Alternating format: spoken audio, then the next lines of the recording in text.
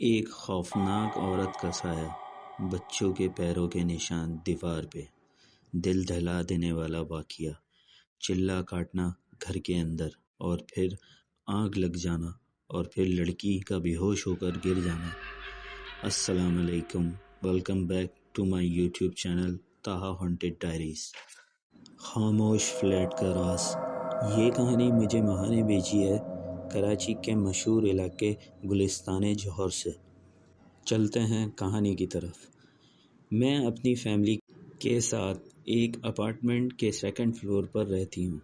ہماری بیلکونی سیدھا main road کی طرف کھلتی تھی، جہاں ہر وقت روشنی اور رونق ہوتی تھی، اور دوسری طرف میرے فلیٹ کا گیٹ اور ونڈو اس گھر کے سامنے کھلتا جس گھر سے یہ خوفناک حادثہ پیش آیا۔ ایک دن اسی رونق کے بیچ ایک ایسا راز چھپ گیا جو آج تک سمجھ نہیں آیا۔ میرے فلیٹ کے بالکل سامنے والا فلیٹ کچھ دنوں سے خالی تھا۔ پھر ایک دن وہاں ایک نیا کپل شفٹ ہوا۔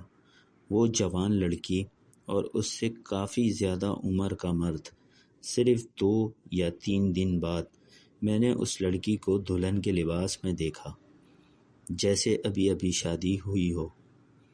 شروع میں سب نارمل تھا، صرف ایک کمرہ سیٹ تھا، باقی پورا گھر خالی۔ دھیرے دھیرے میری اس لڑکی سے دوستی ہو گئی۔ اس نے بتایا کہ اس کے والد عامل ہیں اور وہ اپنی مرضی سے شادی کر کے یہاں آئی ہے۔ لیکن کچھ ہی دن گزرے تھے کہ ان دونوں کے درمیان جھگڑے شروع ہو گئے۔ رات کو اس کی رونے کی آوازیں آتی تھی، دل عجیب سا ہو جاتا تھا۔ پھر ایک دن سب کچھ بدل گیا۔ اس کے شوہر کی پہلی بیوی میرے پاس آئی اور بتایا کہ وہ آدمی 5 بچوں کا باپ ہے، دوسری شادی بھاگ کے کی ہے اس لڑکی سے جو ابھی اس گھر میں ہے۔ اس دن کے بعد وہ مرد کبھی کبھی آتا، پھر چلا جاتا، اور وہ لڑکی اکیلے رہ گئی۔ مغرب کے بعد وہ کبھی لائٹ نہیں جلاتی، بلکہ زمین پر گول دائرہ بنا کر اگر بتی جلا کر چلہ کاٹتی تھی۔ مجھے اور اس فلور پہ سب کو اس سے خوف آنا شروع ہو گیا۔ وہ مہینوں کا چلہ، اس کے بعد اس گھر کا ماحول بدلنے لگا۔ عجیب سی حرکتیں، سایہ محسوس ہوتا کہ کوئی ہے، کوئی سایہ نظر آتا۔ ایک دن میں اس کے گھر چلی گئی اور میں نے دیکھا فریج پہ اور اس کے سائڈ دیواروں پہ چھوٹے بچوں کے پیروں کے نشان تھے، جو بالکل صاف واضح ہو رہا تھا کوئی الٹا چل رہا ہو دیوار پہ۔ اور اس کا نہ تو کوئی بچہ تھا، نہ اس گھر میں کوئی بچہ تھا، اور نہ ہی کوئی ملنے آتا تھا اس لڑکی سے، کیونکہ سچ یہ تھا کہ وہ لڑکی نے بھی گھر سے بھاگ کے شادی کی تھی اس انکل سے۔ اور پھر میری آواز بند ہو گئی۔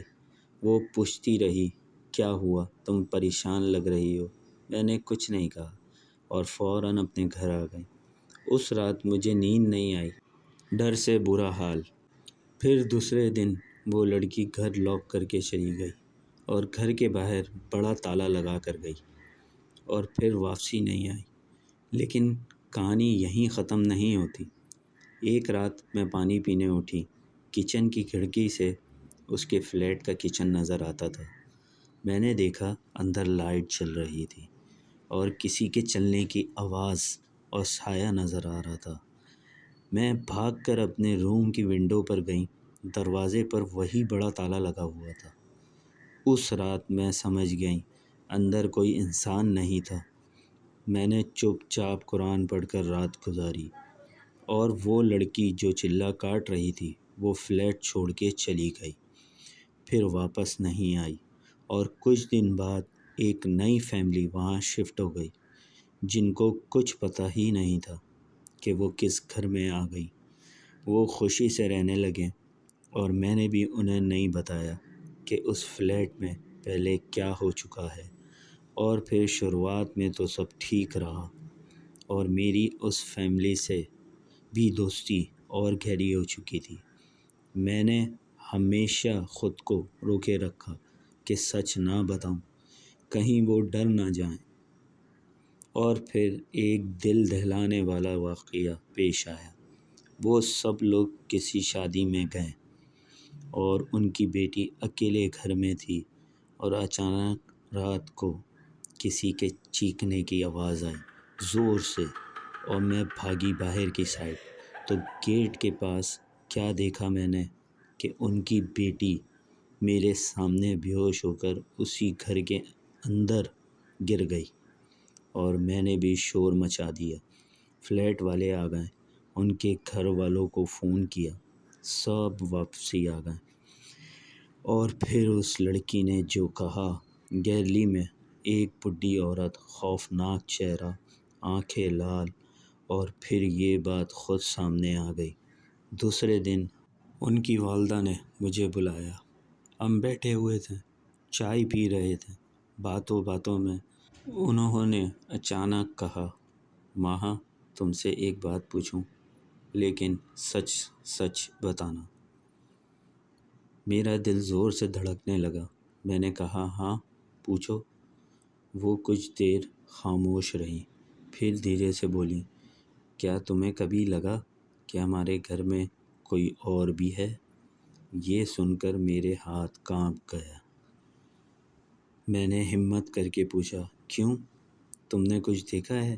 وہ بولی، دیکھا تو نہیں، لیکن کئی بار ایسا لگتا ہے جیسے رات کو کچن میں کوئی چل رہا ہو۔ کبھی دروازہ خود بند ہو جاتا ہے، اور جو میری بیٹی کے ساتھ ہوا وہ سچ ہے کہ ایک آنٹی اسے دکھتی رہتی ہیں، کبھی گیلری میں، کبھی روم کے کونے میں، اور ہاتھوں سے اشارہ کرتی ہیں کہ آؤ میرے پاس۔ میں اسے کہتی تمہارا وہم ہے، لیکن مجھے پتہ ہے وہ ٹھیک کہتی ہے، اور یہ سن کر میرے جسم میں ٹھنڈی لہر دوڑ گئی۔ اب میں اور چپ نہیں رہ سکتی۔ میں نے اسے سب کچھ بتا دیا۔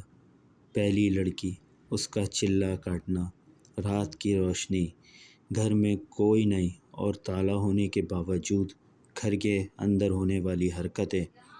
وہ خاموشی سے سنتی رہی، پھر اس نے گہری سانس لی اور بولی، ہم نے بھی کچھ عجیب چیزیں محسوس کی ہیں، لیکن ہم نے ہمیشہ اگنور کیا کیونکہ ہم ڈرنا نہیں چاہتے تھے۔ لیکن پھر اسی رات ایک عجیب واقعہ ہوا۔ پورا اپارٹمنٹ اندھیرے میں ڈوب گیا، لائٹ چلی گئی تھی اور ہم سب باہر تھے۔ پھر اچانک صرف اسی گھر کی لائٹ جل رہی تھی، جیسے کوئی روم میں آگ لگا کر بیٹھا ہو۔ سب کا ڈر سے حال برا ہو گیا، سب حیران تھے، اور پھر اچانک وہ لائٹ بند ہو گئی۔ اگلے دن ہی وہ فیملی اچانک گھر چھوڑ کر چلی گئی۔ جاتے جاتے آنٹی نے مجھ سے صرف اتنا کہا، کچھ گھر صرف اینٹوں سے نہیں بنتے، کچھ میں کہانیاں بھی رہ جاتی ہیں۔ آج بھی وہ فلیٹ اکثر خالی رہتا ہے، اور کبھی کبھی رات کے وقت اس کی کھڑکی میں ہلکی سی روشنی نظر آتی ہے، جیسے وہ چلہ ابھی تک ختم نہیں ہوا۔ کوئی اندر گھوم رہا ہوتا ہے، کبھی کوئی چل رہا ہوتا ہے، سایہ نظر آتا ہے کسی کا، جیسے وہ آپ کو دیکھ رہا ہو۔ اب اس فلیٹ پہ لوگ رات میں نہیں نکلتے، نہ اس گھر کے پاس جاتے۔ بہت ہی زیادہ خوفناک کہانی تھی آپ کی۔ ایک لمحے کے لیے مجھے ڈر لگنا شروع ہو گیا تھا۔ شکر ہے کہ اس گھر میں کسی کا کوئی نقصان نہیں ہوا۔ تو گائس، اگر آپ بھی اپنی اسٹوری ہم سے شیئر کرنا چاہتے ہو تو ڈسکرپشن میں نمبر مینشن ہے۔ امید کرتا ہوں آپ یہ اسٹوری اچھی لگی ہو۔ چینل کو سبسکرائب اینڈ لائک کرنا نہ بھولیں۔